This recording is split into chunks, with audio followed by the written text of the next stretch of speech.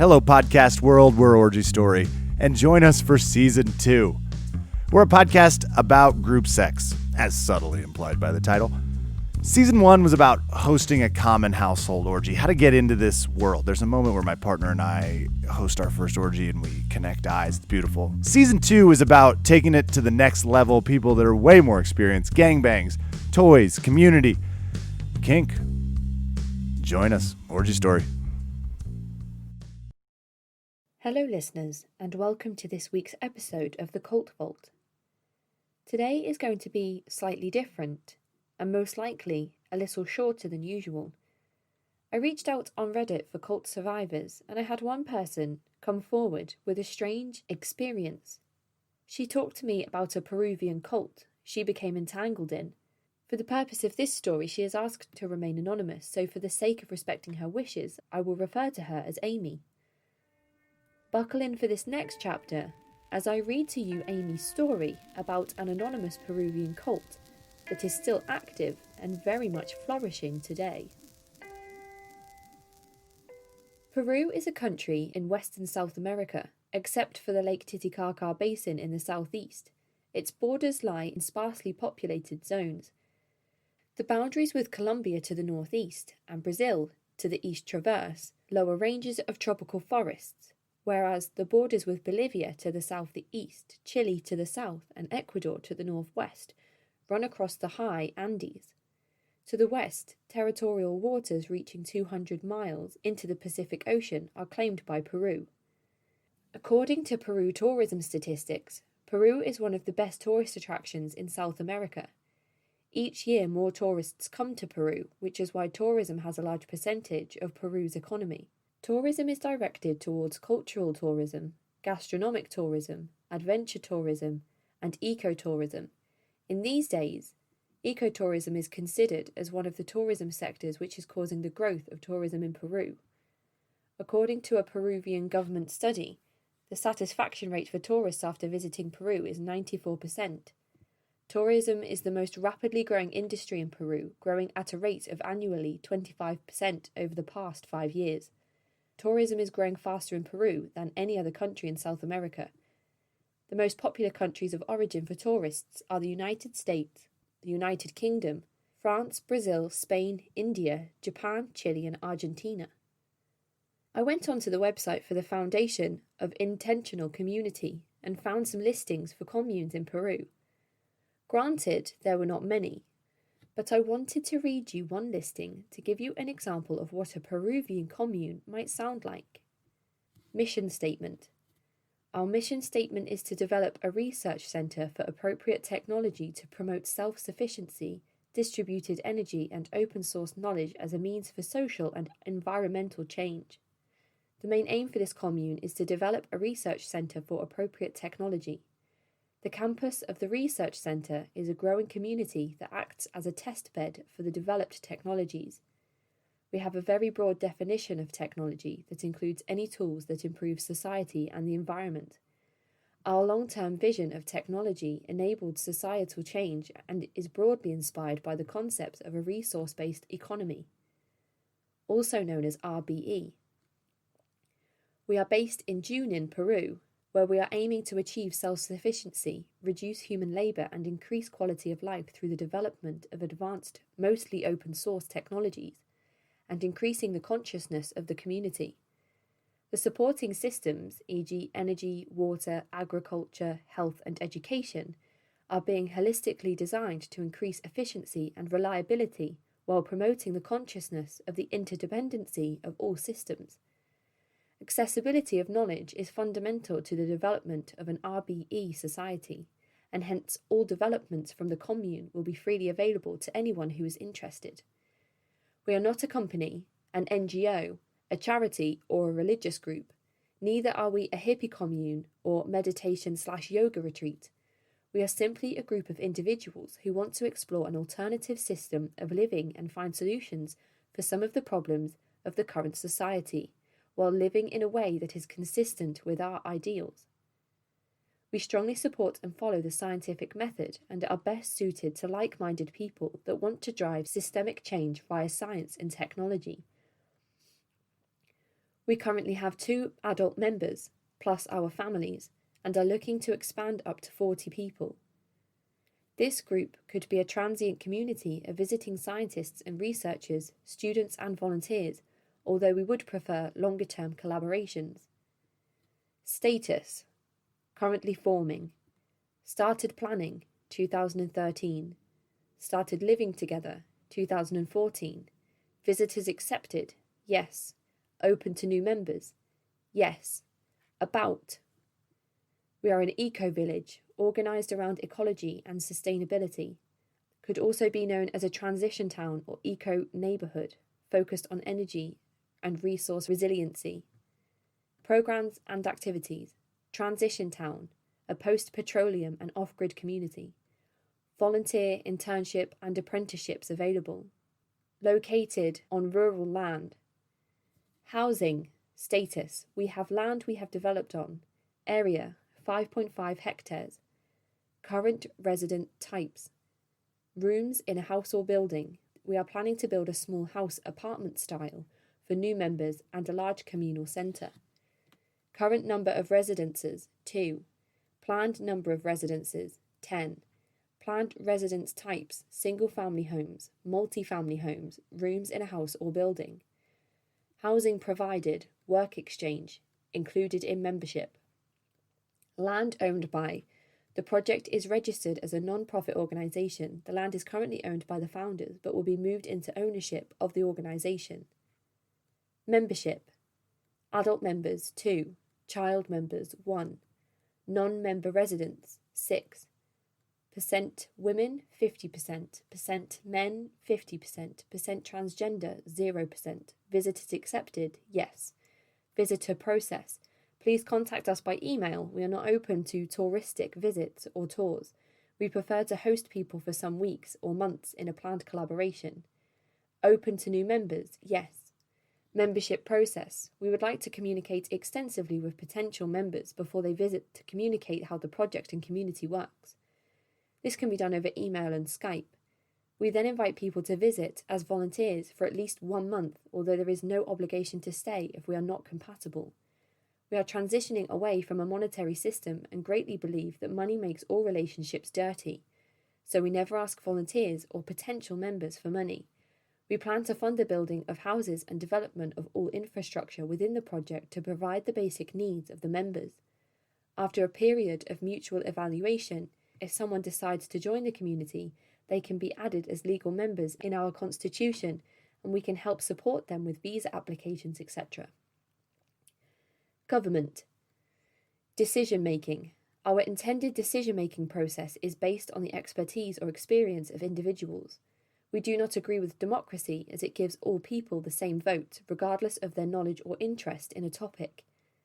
We take that view that everybody has a voice and the right to voice an opinion, but the vote on a particular issue will be given to a limited group of experts in a specific field who are considered experts by the community due to their experience or qualifications. There is no identified leader, but there is core leadership groups. Economics. Dues, fees or shared expenses? No. Shared income? None. Required weekly labour contribution? 30 hours. Open to members with existing debt? Yes. Brackets, some debt. Additional comments. Currently, the founding members are personally funding all expenses. Future projects will be funded by scientific collaborations, crowdfunding and small business activities. If members choose to put financial or other resources into the project, they will be considered as donations and not recoverable if the member decides to leave. Sustainability practices. Energy infrastructure. We use both systems. Current renewable energy generation. Almost all energy that we use is currently renewable, around 90% in total. Energy sources. Solar, hydroelectric, clean energy from the grid. Planned renewable energy generation, 100%. Current food produced, 25%. Planned food produced, almost all, around 90%. Lifestyle. Common facilities. There is a common house, gardens, greenhouses, library, workshop, swing sets and play areas, waterfront access and internet. The internet is available, the community provides it. Cell phone service is good for some people. Shared meals, approximately all meals. Dietary practices, omnivorous, paleo, local, organic, GMO-free, mostly vegetarian, mostly vegan, dairy-free, gluten-free. We are aiming towards paleo-style eating for healthy and self-sufficiency reasons. We eat our own eggs and chickens and sometimes other meat from our neighbours as much as possible. We see the challenge in growing sufficient grains and understand the limited nutrition given by such foods. We eat very little dairy due to personal preference and lack of availability in the jungle. Very strict vegan or raw diets are difficult to cater for here. Dietary choice or restriction. People may eat however they wish. Special diets are okay. Alcohol use, yes, used seldomly or ceremoniously. Tobacco, no, this community does not permit tobacco abuse. Tobacco use. Additional diet comments. We are trying to create an environment that promotes optimum health. We use the scientific method as much as possible to make decisions. Hence we follow the science where we can to make dietary decisions in preference to likes or culture. Hence we strictly limit sugar, alcohol, tobacco, recreational drugs, etc. Common spiritual practice, not a particularly spiritual or religious community. Education style, homeschooling, private schooling at the community, public schooling, up to each family or individual. Healthcare options, up to each family, household or individual. Now that we know a little bit of Peru, its tourism rates, and what a commune in general or specifically in Peru might look like, I feel like we're in a good place to explore Amy's story.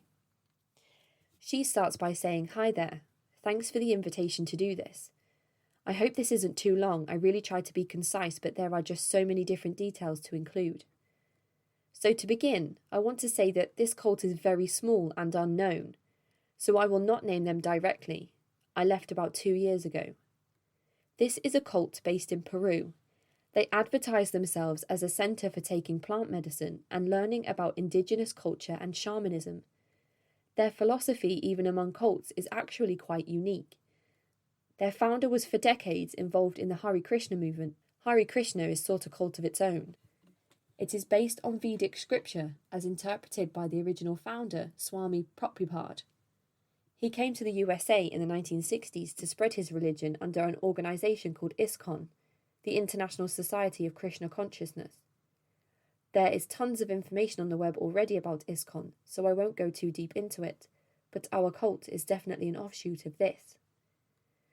On a side note, one of my earliest episodes was actually around ISKCON, so if you don't know too much about them, you can go back and listen to that episode right now. So the founder came to Peru and decided to start a community in the late 90s. He wanted to diverge from Orthodox Hinduism and blend the Eastern tradition with traditions of shamanism based on his experiences with plant medicines native to Peru, like the San Pedro cactus. I joined in 2016 when I went on a trip to Peru with a college friend. I was 23 at the time. I was simply curious and wanted to backpack through South America and learn about other ways of life. I was disillusioned with the materialistic culture I left behind in the States, which left me ripe for indoctrination. I stayed at this community for 3 weeks under the guise of a plant medicine program, but ended up staying for 6 months, then returning to the US for a while, and then coming back again for a year. My time spent there initially was very nice. I had a community of people around me, got to journey with sacred plant medicine, and learned new skills of permaculture, cooking, and teaching.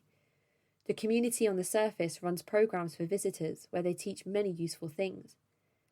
I had really positive experiences and felt deeply connected to shamanism, and still do. I also liked the community's focus on service and building a sort of alternative society, so there were many good things at the start. But when you became a more permanent member, you discover the other side of the group. The longer you stay, the deeper you get into the group philosophy and activities. These activities include lengthy and regular meetings that go late into the night, endlessly analysing the medicine we would receive from our ayahuasca ceremonies to see how we would go forward. These meetings are not just about philosophical discussion, but very often about the dynamics within the group and debating who is in what position of hierarchy and authority. We would talk a lot about the leader and his much younger wife, and how we relate to them as absolute authorities. We were inundated with a lot of the Hare Krishna concepts, including the idea that we were all fallen and need to get back to Vrindavan, or heaven. Other routines would include morning kirtan, which is an hour or more of chanting and singing songs from the Hare Krishna and indigenous traditions. These were always huge scenes of power games between the leader and other group members and a lot of underhanded competition. There would also be the plant ceremonies and sweat lodges, usually once a week. Mealtime was also very ritualistic, as everything had to be offered with the right mantra and cooked with a strict standard to please Krishna, who is the god of this religion. Why I left. For months before I left, I started having a gut feeling that something was off. I had also coupled up with my now husband, and this relationship was very helpful, as it provided a space for us to talk and see things outside of perspective of the group. When we got together, we were shamed by the group for isolating and not getting explicit permission for our relationship. So that one was a red flag. Another red flag was when the leader, who was married, started a relationship with another woman in the group, and when caught, claimed it was part of divine guidance to heal societal patterns of infidelity and jealousy. Even being brainwashed, I could smell the bullshit. I started to also feel like I was losing myself, that I had to hide my real self. I would take walks in the mountains and listen to music or hide in my room and make art. And these were the only times I was happy. I started to hate the group meetings and would leave early, which would in turn lead to me being shamed.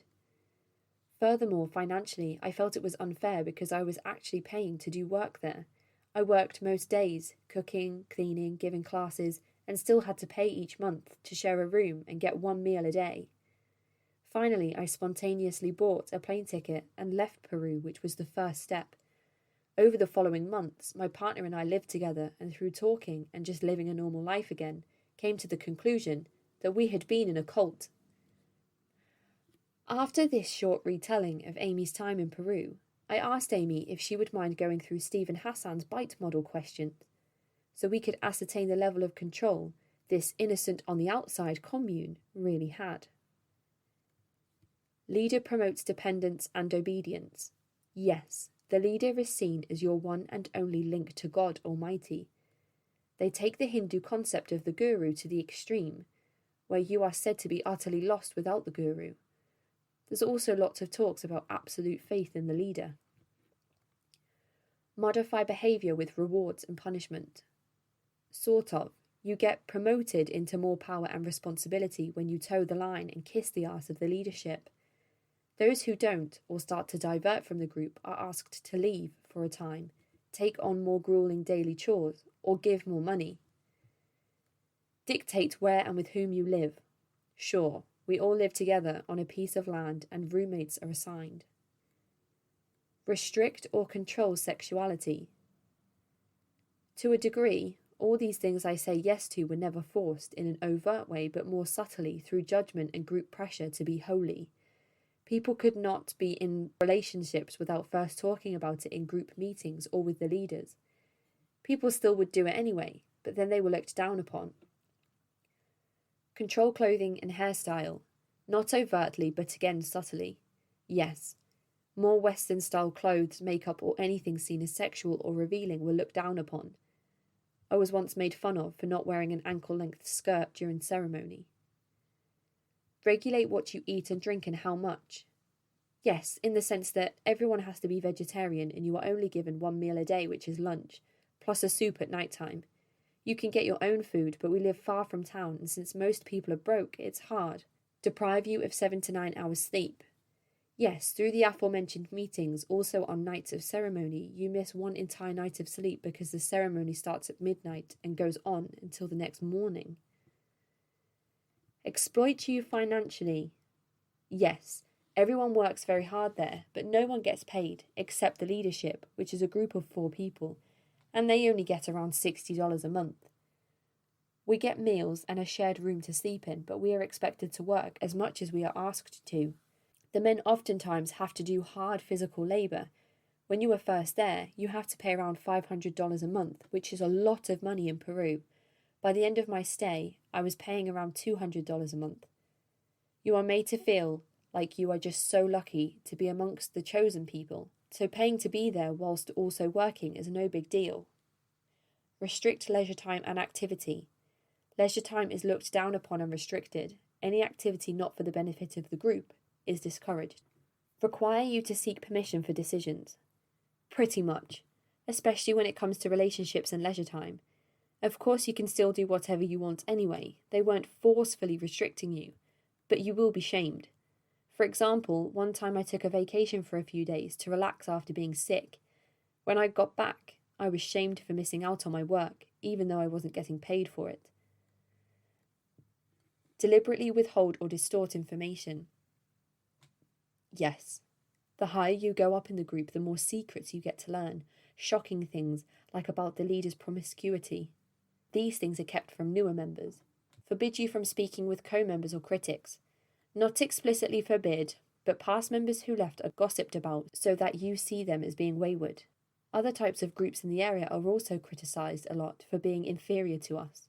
Discouraged access to non-cult sources of information. Yes, you are discouraged from listening to music, reading books that are not directly related to our philosophy. Generate and use propaganda extensively. They advertise a lot of their programs and present a false image to new people, but not as much as other cults. They are very isolated from society. Use information gained in confession sessions. I do remember this, not so much to me, but definitely to others. Require you to report thoughts, feelings, and activities. Yes, that is the purpose of the meetings. No feeling or thought can be kept to yourself. Everything is for the group, they say. Then they can use that against you later. Encourage you to spy and report on others' misconduct. One example is the leader for a time required us to make daily schedules and report all of our activity. He then asked one member to watch people to make sure they were doing exactly what their activity logs said. Instill black versus white, us versus them, and good versus evil thinking. For sure, anyone outside of the group, or anyone who chooses to leave, is lost or fallen. Change your identity, possibly your name. Yes, everyone who is there long term changes their name through an initiation. They take on a Sanskrit name, and you are no longer allowed to use the old karmic name. Thankfully, I never did this. Use loaded language and cliches to stop complex thought. Yes, yes, yes. There are so many terms they invented that only make sense within this group. Induce hypnotic or trance-like states. Yes, through many of the activities such as chanting and using these powerful plant psychedelics, I believe we were made much more susceptible to manipulation. Teach thought-stopping techniques to prevent critical thoughts. I think so. In the sense of group meetings, if you brought up a concern or criticism of the group, no one would address what you actually said, but turn it into a theoretical debate divorced from reality, or turn it back onto you to show your faults. Only allow positive thoughts. Yes, as stated before, chanting was used all the time in ceremony, under the influence of psychedelics. Use excessive meditation, singing, prayer. Yes, we would be chanting for 8 hours at a time. Instill irrational fears of leaving the group. Oh my, yes. Older members would have horror stories about when they would leave for a period and how awful and sick the rest of the world is. Label some emotions as evil or sinful. Not in those terms, but yes. Real emotions are discouraged because you are all supposed to have the same false personality of perfect devotee. Teach emotion-stopping techniques to prevent homesickness. Not sure what an emotion-stopping technique would be, but yes, they did dissuade homesickness. One leader even volunteered to call my mother, who was understandably worried, to assure her how great the group was and how much fun I was having. Shower you with praise. Yes, especially at the beginning. They made you feel like you were chosen by God to be part of this revolutionary group to save humanity. That changes later, though, when you have to constantly prove you are worthy enough for them. Threaten your friends and family. No, thankfully it didn't go that far. Shun you if you disobey orders. Yes, in a more subtle way, through talking behind your back. Teach that there is no happiness without the group. Yes, I remember when first being there, how older group members would talk of how lost and messed up they were before the group, and how they found such truth being there. Those stories really influence you and make you think you need the group to be a useful person.